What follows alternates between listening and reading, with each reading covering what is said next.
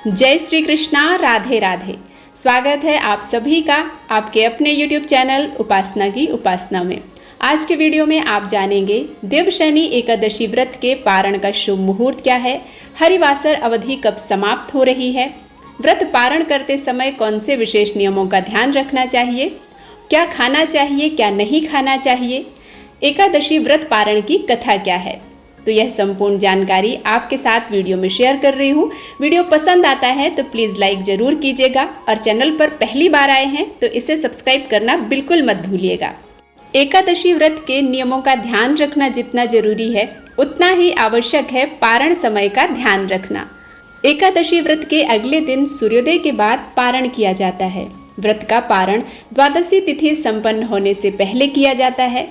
यह जरूरी होता है और यदि ऐसा नहीं करते हैं तो यह पाप के समान होता है। एकादशी व्रत का पारण हरिवासर के दौरान भी नहीं करना चाहिए। जो व्रत कर रहे हैं उन्हें व्रत तोड़ने के लिए हरिवासर संपन्न होने का इंतजार करना चाहिए।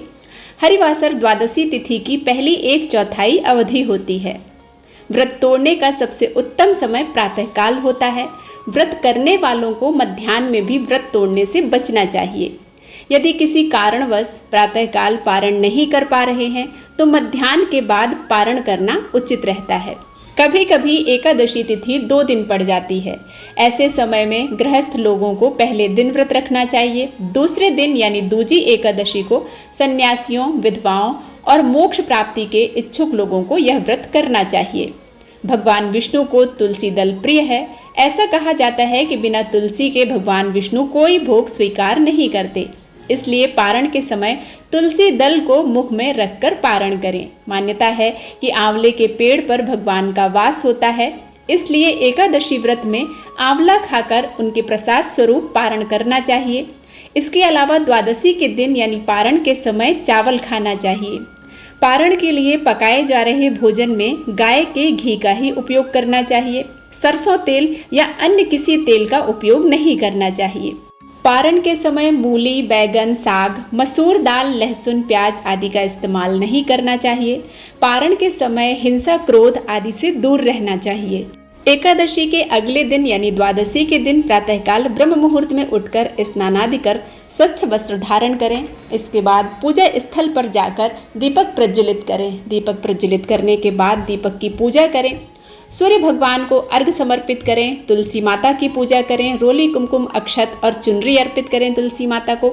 इसके बाद पूजा स्थल पर आकर हाथ में गंगा जल, अक्षत, पुष्प और तिल लेकर भगवान श्री हरि विष्णु का ध्यान करते हुए एकादशी जो व्रत आपने किया है उसका संकल्प लेते हुए उसमें की हुई गलतियों के लिए क्षमा मांगते हुए पूजा का संकल्प लें। और यदि आप अपनी एकादशी व्रत का फल किसी और को देना चाहते हैं तो यही संकल्प बोलते हुए यह जल भगवान के चरणों में अर्पित करते हुए वह व्रत का फल आप किसी और को भी दे सकते हैं। इस प्रकार से संक्षिप्त रूप से आप प्रातःकाल पूजा करें। पूजन करने के बाद यथाशक्ति आप किसी ब्राह्मण को दान अवश्य दें। दान में आप चावल का दान अवश्य करें, क्योंकि द्वादशी तिथि पर व्रत करने वाले को चावल का दान करने से भगवान विष्णु और माता महालक्ष्मी की कृपा प्राप्त होती है। स्थिर लक्ष्मी घर में निवास करती हैं। दान करने के बाद आप किसी कुंवारी कन्या को भोजन खिलाएं।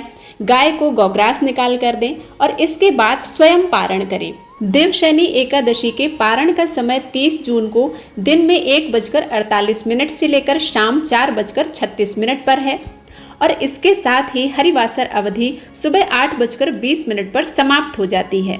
हरिवासर अवधि समाप्त होने के बाद ही आपको पारण करना है, तो इस अवधि के बीच में आप पूजा पाठ से निवृत्त होकर पारण कर सकते हैं। एकादशी व्रत करने वाले को पारण करने से पहले यह कथा अवश्य सुनना चाहिए। राजा अम्बरीश राजा नाभाग के पुत्र थे। वह 7 द्वीपों के राजा थे। वह बहुत ही ब्रह्मज्ञानी और विष्णु भक्त थे। वह भगवान विष्णु की कथाएं सुनते और मंदिरों में दर्शन करने जाते। विष्णु भक्ति के आगे वह घर, स्त्री, पुत्र, धन धान्य सब कुछ तुच्छ समझते थे। एक बार भगवान विष्णु को प्रसन्न करने के लिए उन्होंने साल भर पत्नी सहित एकादशी का व्रत रखा। कार्तिक मास में व्रत जब समाप्त हुआ तो उन्होंने 3 दिनों तक उपवास किया। विष्णु भगवान का पूजन किया। ब्राह्मणों को 60,000 गायों का दान दिया। संत महात्माओं को दान दिया और उन्हें भोजन करवाकर संतुष्ट किया। राजा अम्बरीश जब ब्राह्मणों को भोजन करवाने के पश्चात पारण करने लगे तो उसी समय दुर्वासा ऋषि अतिथि के रूप में वहां आ गए। राजा अम्बरीश ने दुर्वासा ऋषि का पूजन और स्वागत किया और उन्हें भोजन के लिए विनती की। दुर्वासा ऋषि कहने लगे कि मैं यमुना नदी में स्नान कर भोजन करूंगा। दुर्वासा ऋषि स्नान करने चले गए। उधर द्वादशी केवल कुछ मुहूर्त ही रह गई थी, जिस मुहूर्त में पारण करना आवश्यक था, नहीं तो राजा का व्रत निष्फल हो जाता। राजा अम्बरीश दुविधा में पड़ गए क्योंकि दुर्वासा ऋषि अभी वापस नहीं आए थे। अगर अतिथि ब्राह्मण को भोजन कराए बिना पारण कर ले तो पाप के भागीदार बनते, लेकिन पारण किए बिना द्वादशी व्यतीत हो जाने पर पारण का महत्व समाप्त हो जाता है। ऋषियों ने कहा कि महाराज, आप केवल जल से पारण कर लें, इससे आपका व्रत भी व्यर्थ नहीं होगा और कोई दोष भी नहीं लगेगा, क्योंकि जल को भोजन और अभोजन दोनों रूपों में माना जाता है। ऋषियों के परामर्श पर राजा अम्बरीश जल पान कर दुर्वासा ऋषि की प्रतीक्षा करने लगे। यमुना से लौटने पर दुर्वासा ऋषि अपनी तप शक्ति से जान गए कि राजा अम्बरीश ने जल पी लिया है।